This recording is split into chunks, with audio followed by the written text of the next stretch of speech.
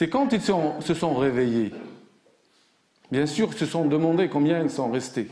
Et puis, ils ont envoyé l'un d'eux avec quelques sous pour acheter de la nourriture. Qu'est-ce qu'il leur a dit? Il leur a dit فَلْيَنْظُرْ أَيُّهَا أَزْكَى طَعَامًا. Les gens de la caverne, ils ont la foi. Ils se sont réveillés. La première chose à laquelle, bien sûr, ils ont faim. Mais pas parce qu'ils ont faim, ils ont peur qu'ils vont acheter n'importe quoi. Il leur a dit, regardez. Donc ils ont envoyé l'un d'eux en ville avec cet argent pour chercher la meilleure nourriture, azka, pure. Chercher la nourriture la plus pure en termes de halal et en termes de bonne nourriture. Ça, c'est la première des choses. Le deuxième conseil que celui-là, il leur a dit, innahum in yadharu alaykum, dans le verset 20, innahum in yadharu alaykum yarjumukum aw yu'idukum fi millatihim wa lan tuflihu idhan abada. En effet, si ces gens mettaient la main sur vous, vous seriez lapidés ou ramenés de force à leur culte et vous ne triompherez plus jamais. Si tu perds ta religion, tu goûteras jamais au succès. Si tu perds ta religion, la chose la plus précieuse, je le répète, c'est que ta religion soit préservée. Si ta religion elle est touchée, elle est affectée, tu es perdant. Qul innal khasirin. Dis, les vrais perdants. Alladhina khasiru anfusahum wa ahlihim yawm al-qiyamah. C'est ceux qui sont perdus eux-mêmes et qui ont perdu leur famille le jour de la résurrection. Ça, c'est le premier récit. Deuxième récit, c'est l'histoire de l'homme propriétaire de jardin.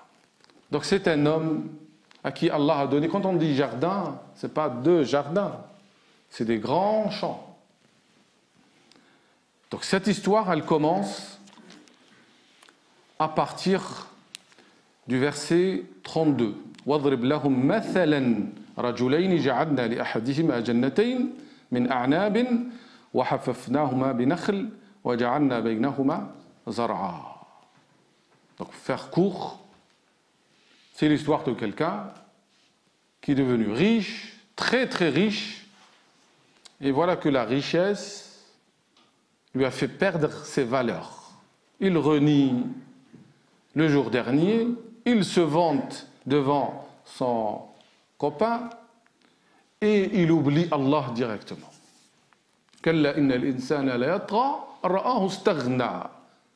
C'est une loi pour tous les hommes et les femmes qui ne sont pas attachés à Dieu. L'homme dépasse les limites quand il devient riche. Et c'est cette histoire-là qu'Allah nous relate. Pour faire vite, troisième histoire, c'est l'histoire de Moussa avec Al-Khidr. Moussa alayhi salam, vous savez qui c'est? Il fait partie, c'est un prophète messager, mais surtout il fait partie de Ulil Azm min ar-Rusul. Les 5 prophètes qui sont les meilleurs, qui sont dotés d'une grande résolution. Il fait partie de ces messagers. Et voilà qu'un jour qu'il s'adresse à Bani Israël, aux fils d'Israël, et un homme l'interrogea. Quelle est la personne la plus savante sur terre? Quel est l'homme le plus savant? Et naturellement, Moussa va dire, c'est moi. Et voilà, Allah, il va l'éduquer pour lui dire qu'il y a un homme qui a un savoir que tu détiens pas, et en plus, tu dois aller le voir pour apprendre de lui. C'est Sayyidina Al-Khidr. Et Sayyidina Al-Khidr, il a été appelé ainsi parce que chaque fois qu'il s'assoit dans un endroit, ça devient vert, verdoyant autour de lui. Khidr, ça vient du vert, la couleur verte. Et Moussa alayhi salam va prendre son valet qui était son élève, Yusha. Et il va voyager, un long voyage, pour apprendre de cet homme qui est le Khidr, et qui va faire preuve de patience devant lui. Il va lui demander de lui apprendre. Vous imaginez, Moussa Kalimullah, c'est le seul avec le prophète qui a parlé directement à Dieu, qui va voyager, un long voyage, où il sera affecté, fatigué, pour rencontrer un homme qui n'est même pas un prophète, c'est un homme pieux, Rajul Salih, et qui va le suivre pour apprendre de lui. Et donc, dans cette histoire, j'imagine que vous connaissez tous ce périple de Moussa avec le Khidr. La première fois, donc, il a vu le Khidr percer, endommager un bateau, il va être étonné.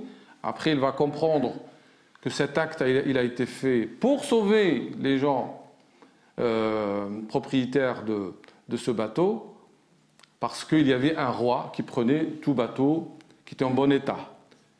La deuxième, c'est qu'il va tuer un enfant, il va comprendre par la suite, c'est pour préserver ses parents. Et la troisième, c'est quand il a édifié ce mur d'une maison, là où les gens n'ont même pas accepté l'hospitalité, et c'était pour préserver le trésor qui appartenait à des orphelins, parce que leur père était un homme pieux. Ça, c'est le troisième. Quatrième récit, Dhil Qarnayn. C'est l'exemple d'un homme souverain qui avait une puissance, mais en même temps était juste. C'est rare. C'est rare de trouver une personne qui a la puissance et qui soit juste et qui répand les bonnes valeurs, la justice, la miséricorde. Quelqu'un qui avait un grand empire et pourtant il était humble, il était au service des plus faibles. Un homme attaché à Dieu. Voilà les 4 récits. Rapidement. Quel est le point commun entre les 4 récits et quel est le lien avec le Masih ad-Dajjal? La réponse, c'est que les 4 récits évoquent les 4 principales épreuves qu'on trouve dans la vie. La première, dans l'histoire des gens de la caverne, c'est l'épreuve dans la religion. Fitna fid din. Je reviendrai au mot fitna pour dire 2 mots. Fitna fid din, celle qui pousse certains à délaisser totalement ou partiellement leur religion. Nous avons vu à travers l'histoire des gens de la caverne comment ces jeunes gens qui avaient la véritable foi ont cherché abri et refuge dans la caverne pour préserver leur religion contre l'épreuve, la fitna dans le din. La deuxième histoire, c'est la fitna dans le mal, l'épreuve dans les biens, l'argent. La troisième, est-ce que vous pouvez la déduire? C'est quel type d'épreuve? Savoir. Le savoir, l'ilm, fitna fid-din. Parce que la richesse, comme l'argent, elle éveille des vices. Elle donne une ivresse. Quand on a l'argent, on sent qu'on est c'est-à-dire autosuffisant et qu'on a besoin de personne, et on oublie le donateur qui est Allah. Quand on a la science, peut-être que c'est encore pire. On pense que ça y est, on a toute la connaissance et qu'on est les meilleurs et on n'a pas besoin d'apprendre. Donc c'est ce qu'on appelle afat, l'ilm, les vices, les défauts. Le 4e récit, il évoque quelle épreuve? L'épreuve du pouvoir. Celui-là, c'est encore pire. Parce que Dhil Qarnayn, il n'avait pas seulement le pouvoir, il y avait la science, il avait la technologie. Vous avez vu comment il a édifié le barrage contre Yajouj ou Majouj. Il avait des connaissances. Alors en 2 mots, les uns se posent, c'est qui Dhil Qarnayn? On a pensé un certain temps que c'était Alexandre le Grand, Alexandre de Macédonie. Mais c'est avéré, selon les récits grecs, que Alexandre le Grand avait des mauvaises mœurs et était polythéiste. Il y a un auteur de l'Inde qui s'appelle Abul Kalam. C'est un homme magnifique, celui-là, Abul Kalam al-Azadi, qui a fait toute une recherche pour dire que si Qurash, c'est un roi de Perse qui s'appelle Cyrus II. Il a étayé tous les arguments pour dire qu'il était... alors que Alexandre le Grand était polythéiste, lui il était donc adorateur d'un seul Dieu, il a donné des éléments. Peu importe. Le Coran n'a pas cité des noms. Le hadith, le prophète sallallahu alayhi wa sallam n'a pas cité de noms. Mais on sait que c'est un homme qui avait un grand empire, il avait un pouvoir énorme, mais c'était un homme juste. Donc c'est lui qui a été éprouvé par le pouvoir et qui reste humble. Ça, c'est rare de le trouver. Donc on a 4 épreuves. Fitna. Alors, je reviens sur le mot fitna. Le mot fitna traduit par soit épreuve, soit tentation, soit les troubles. Et pour comprendre le mot fitna, en arabe on dit, quand on met l'or sous le feu, on le fusionne pour qu'il devienne pur, on dit fatana al-hadid. Donc la fitna c'est quoi? C'est une épreuve, c'est un examen. Et le but c'est quoi? C'est la purification. Et d'ailleurs, vous allez me dire, d'où vient cette idée de le fitna? C'est dans Sourate Al-Kahf. Dans le verset 8, et avant c'est 7, Inna ja'alna ma'ala al-ardi zinatan laha linabluwahum ayyuhum ahsanu amala. Nous avons fait de ce qui est sur terre, ça c'est le verset 7, nous avons fait de ce qui est sur terre une parure pour elle, afin d'éprouver ses habitants et de reconnaître qui parmi eux accomplira les meilleures œuvres.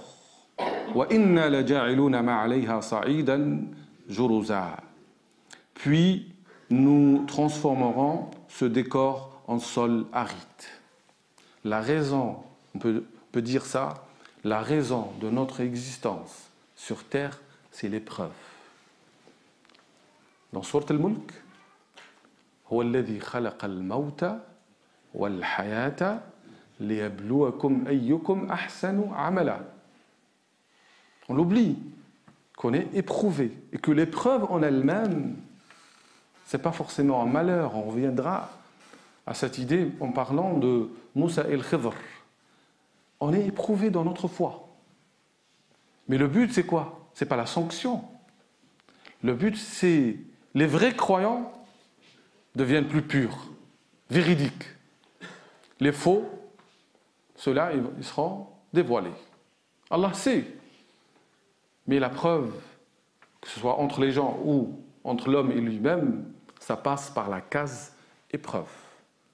Et être croyant, أفحسب الناس أن يتركوا أن يقولوا آمنا وهم لا يفتنون ولقد فتنا الذين من قبلهم فليعلمن الله الذين صدقوا وليعلمن الكاذبين. Dans sourate Al-Ankabut, l'araignée, le 2e verset évoque, est-ce que les gens vont être laissés sans qu'on sache ceux qui sont véritablement des vrais croyants et ceux qui sont menteurs? La fitna, l'épreuve qu'on retrouve dans notre jour. Vous voyez l'actualité de Sourate Al-Kahf? Elle nous parle. Elle nous parle à travers nos problèmes. Combien de frères, par rapport aux épreuves de la vie, le travail, l'adversité de l'entourage, ont délaissé leur prière, soit le jeûne, soit carrément la religion. Parce qu'on est ébranlé dans notre foi, et c'est normal, soit on devient pur, soit on régresse. Cette fitna, elle peut être par le bien et par le mal, il ne faut pas l'oublier. Kullu nafsin dha'iqatul maut. Chaque âme doit goûter la mort.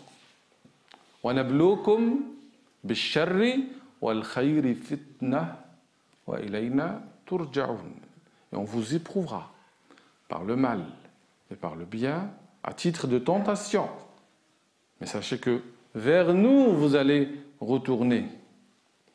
Et d'ailleurs, la fitna, l'épreuve dans le mal, elle est plus difficile. C'est-à-dire aujourd'hui, on va dire, les gens de la caverne ont été éprouvés par la force, par le malheur de voir leur foi arrachée. Mais combien de personnes qui sont dans le confort, à l'aise financièrement, et tout doucement, qui vont délaisser leur religion, séduits par les tentations, séduits par ad-dunya, par le bas monde. On est éprouvé par les deux. Les sahaba, radiyallahu anhum, les compagnons, ils ont dit, on a été éprouvé par le mal, et on a fait preuve de patience, et on a été éprouvé par le bien, mais on n'a pas pu patienter. C'est là où il faut faire attention.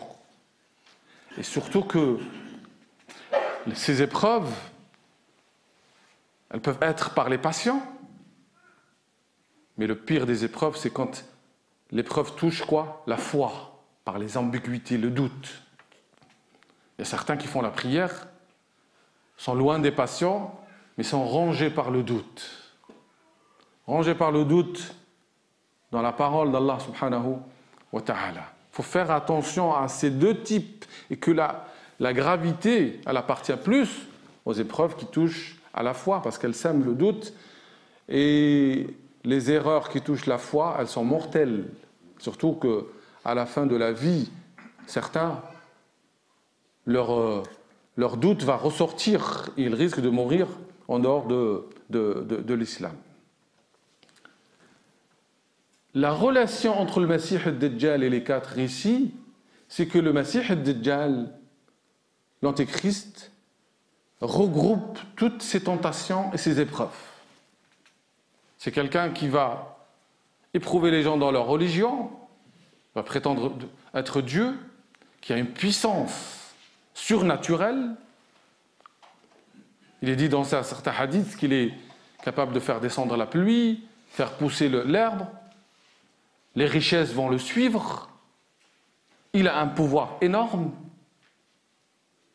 Donc il a regroupé toutes ces épreuves, toutes ces forces au point de séduire certains qui vont délaisser leur foi pour le suivre. En lisant Sourate Al-Kahf chaque vendredi, Rasul sallallahu alayhi wa sallam qal, selon les versions, Man qara'a ou man hafidha, donc celui qui lit, récite, ou celui qui apprend, les 10 premiers versets de Sourate Al-Dajjal, Al-Kahf.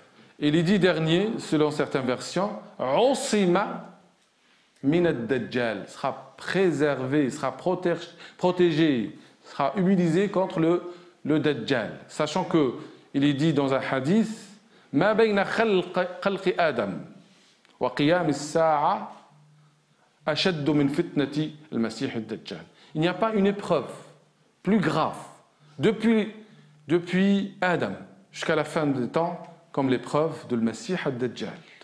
Celui qui ne se prépare pas à partir d'aujourd'hui en cherchant le remède contre ses passions, contre ses épreuves, quand le Masih ad-Dajjal viendra, il sera trop faible. On n'a pas besoin de Dajjal d'ailleurs. Vous n'avez qu'à regarder autour de vous. Certains vont dire, regardez, les non-musulmans, ils ont la richesse, ils ont le pouvoir, ils ont tout. Et certains vont dire, comment ça se fait, les croyants, ils sont pauvres, ils n'ont rien du tout. Et les non-croyants, ceux qui ne croient même pas à Dieu, ils ont tout. Et ça, c'est une forme d'épreuve. C'est la même épreuve que pouvait dire un fils d'Israël à l'époque de Moussa. Moussa était un fugitif, son peuple, il était dans l'esclavage, et Pharaon, avec son peuple, vivait la belle vie. Donc celui qui n'a pas la foi, la vraie foi, la moindre tempête, le moindre vent va l'ébranler dans sa foi. En lisant cette sourate, vous avez ici un exemple d'une unité thématique de la sourate. C'est quoi le titre qu'on peut donner à cette sourate? C'est Al-Asmatu min al-Fitan, l'immunité contre les épreuves. 4 épreuves auxquelles il faut faire attention, devant lesquelles il faut être vigilant. Et dans la sourate, subhanallah, elle-même, vous avez le remède pour chaque épreuve. Première épreuve, c'est l'épreuve dans la religion. Comment tu vas préserver ta foi? La réponse, elle est dans le verset 28. واصبر نفسك مع الذين يدعون ربهم بالغداة والعشي يريدون وجهه ولا تعد عيناك عنهم تريد زينة الحياة الدنيا ولا تطع من أغفلنا قلبه عن ذكرنا واتبع هواه وكان أمره فرطا. Le 28, prends patience en compagnie de ceux qui invoquent leur Seigneur matin et soir, recherchant sa face. Que ton regard ne les dépasse pas pour convoiter le décor de la vie d'ici-bas. Il nous parle ce verset. Ces rencontres sur le Coran, c'est un rempart, c'est une caverne. La symbolique de la caverne, il faut l'avoir dans la tête. Chacun doit préserver sa foi. Et pour préserver sa foi, il faut que les gens de la mosquée oublient les disputes inutiles, les polémiques inutiles. Nous vivons un enfer en dehors. La vie, elle est difficile pour tout le monde, pour les croyants, les non-croyants. Elle est difficile en termes financiers.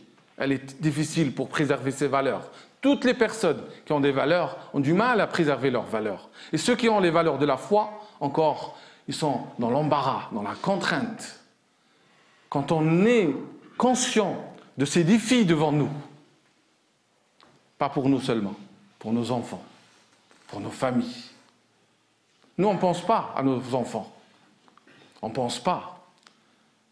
Peut-être, si on n'agit pas à l'échelle de notre quartier, de notre ville, pour constituer cette caverne à travers laquelle on trouve refuge. Chacun de nous, quand il vient à la mosquée, il cherche une oasis. Rien que pour prier, pour écouter la récitation du Coran derrière l'imam, pour rester un instant pour lire le Coran. Parce qu'on a besoin de protéger notre foi. Et quand on vient à la mosquée, on trouve que les gens lèvent la voix, ne se respectent pas, ne respectent pas les autres. Au lieu qu'on soit parmi ces gens-là, Allah dit au prophète, alors que les notables de Quraysh, qu'est-ce qu'ils veulent? Ils veulent qu'ils chassent Bilal, ils chassent Ammar, Suhaib. Ils veulent être seuls avec le prophète sallallahu alayhi wa sallam. Et la condition pour qu'ils écoutent son message, il faut qu'ils chassent ces gens qui invoquent Allah matin et soir. Où sont les personnes? Dites-moi, et qu'on soit sincères entre nous, qui chaque jour, après l'aube, restent un instant pour faire les invocations du matin, ou après l'asr, font les invocations du soir. Où sont ceux qui sont assidus dans la lecture du Coran? Quel que soit le nombre de versets, il faut que chaque jour, tu as un moment de vivre avec Allah subhanahu wa ta'ala. Et des moments où tu vas vivre avec tes frères. Les frères entre eux ou les sœurs entre eux qui vont se réunir. Sur quoi? Sur la parole d'Allah.